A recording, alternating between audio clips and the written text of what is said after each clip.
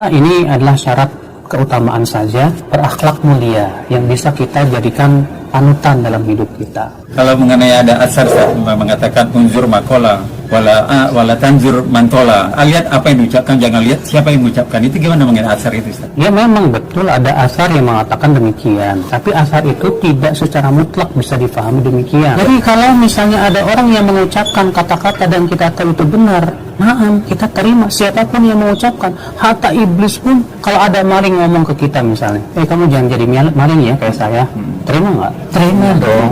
Tapi kalau kita bersimpuh menuntut ilmu, nggak bisa kepada sembarangan orang. Harus bisa membedakan ya Ustaz? Iya, kalau kita bersimpuh menuntut ilmu, kenapa kita akan mengambil ilmunya?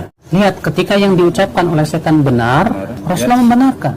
Tapi apakah Rasulullah berkata kepada Abu Hurairah, udah kamu belajar sama setan sono? Kalau Prabowo jadi presiden, Habib Bahar nggak bakal berani ceramah keras-keras ini, nggak bakal berani bersuara ini. Tanggal 20-nya kemarin saya ceramah di Lampung pas pelantikan presiden lagi. Saya ceramah apa saya bilang? Segala kebijakan-kebijakan Prabowo yang menguntungkan rakyat akan didukung oleh rakyat. Betul? Betul. Kebijakan-kebijakan pemerintah Prabowo yang menguntungkan rakyat, yang pro kepada rakyat, khususnya rakyat kecil, rakyat susah, rakyat yang kelaparan, pengangguran, maka kebijakan yang menguntungkan rakyat itu akan kami dukung. Betul? Betul. Terus saya sampaikan lagi ada ujungnya itu. Apa ujungnya? Tetapi kalau sampai Prabowo dan kabinetnya, pemerintahannya membuat kebijakan-kebijakan yang menyengsarakan rakyat, melaporkan rakyat, menderitakan rakyat, saya akan pimpin rakyat untuk melawan mereka, berjuang.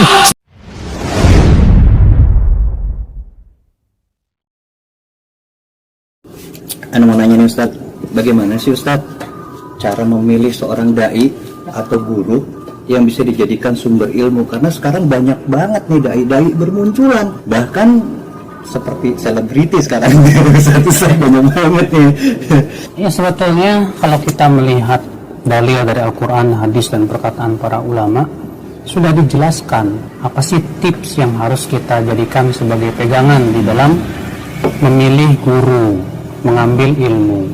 Yang pertama adalah hendaknya guru itu lurus akidah dan manhajnya. Ditunjukkan oleh hadis Nabi Shallallahu Alaihi Wasallam. Nabi bersabda, Inna min asyratis sa'ah an yultamasal ilmu indal asagir. Sesungguhnya di antara tanda hari kiamat, ilmu itu diambil dari al-asagir. Hadis ini dikeluarkan oleh Ibnu Mubarak dalam kitab Az-Zuhd dan sanadnya sahih. Nah, Ibnu Mubarak berkata, apa yang dimaksud dengan al-asagir? Kata Ibnu Mubarak, al-asagir itu adalah ahli bid'ah. Sehingga itu menunjukkan bahwa tanda hari kiamat adalah orang mengambil ilmu dari orang-orang yang menyimpang pemikirannya. Berarti hadis ini menunjukkan tidak boleh kita mengambil ilmu dari orang-orang yang menyimpang. Ini dengan kesepakatan seluruh ulama. Pemahamannya nih Ustaz yang maksudnya? Iya, akidahnya. Pemahamannya, di mana dia mentaksil akidahnya di atas bukan akidah yang benar. Yang kedua, yaitu keahlian. Karena keahlian ini sangat penting sekali. Orang yang tidak ahli di bidangnya, yang tidak faham dalam suatu permasalahan, tidak boleh berbicara dalam masalah seperti itu. Makanya Allah mengatakan fas'alu ahla dzikri, tanya ahlu dzikr. Apa itu ahlu dzikr? Yaitu orang yang ahli terhadap Al-Quran dan hadis Nabi Sallallahu Alaihi Wasallam. Makanya Imam Nawawi berkata, la yanbaghi li talibil ilmi an yatluba illa mimman kamulat ahliyat. Tidak layak penuntut ilmu mengambil ilmu kecuali dari orang yang sudah ahli. Ini berarti dia punya kemampuan yang dalam, keilmuan yang dalam terhadap Al-Quran dan hadis. Yang ketiga, ini adalah syarat keutamaan saja, berakhlak mulia yang bisa kita jadikan panutan dalam hidup kita. Karena kan yang mana guru kan singkatannya digugu dan ditiru kan, bukan wagu untuk ditiru. Yang pertama ini yang paling utama, masalah lurusnya akidah dan manhaj penting. Kenapa? Karena ini berhubungan dengan lurusnya akidah kita. Kalau kita salah dalam berguru, kita bisa menyimpang nantinya. Maka kalau kita lihat ya, buah itu jatuh tidak jauh dari pohonnya kan. Kalau gurunya menyimpang ya muridnya biasanya begitu. Berantakan udah semuanya. Kecuali kalau buahnya jatuh kena truk dibawa ke Lampung. Bisa.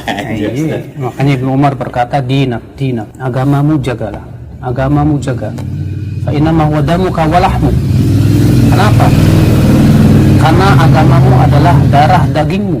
Ya, khudh 'anil ladzina istaqamu, ambil dari orang yang istiqomah dan jangan kamu ambil dari orang yang menyimpang tadi. Kalau ana mah ambil yang baiknya, buang yang buruknya aja. Nah, yang kayak begini ini nih, asal-asalan nih, hampir semua umumnya seperti ini nih. Main comot-comot aja itu gimana Ustaz? Kalau ente bilang ambil baiknya, buang buruknya, sekarang ente punya ilmu nggak untuk membedakan baik dan buruk? Nggak punya kan? Sekarang kalau misalnya semua orang berkata yang penting ambil baiknya, buruknya buang, keilmuan dia sudah sampai mana sehingga dia bisa membedakan itu baik dan buruk? Perkataan seperti ini bisa diucapkan kalau ente ilmunya sudah luar biasa. Tapi kalau ilmu masih Masya Allah ya, sedikit ilmunya, kita juga belum bisa membedakan mana hak, mana batil, ini benar, ini salah. Bagaimana kita akan bisa membedakan?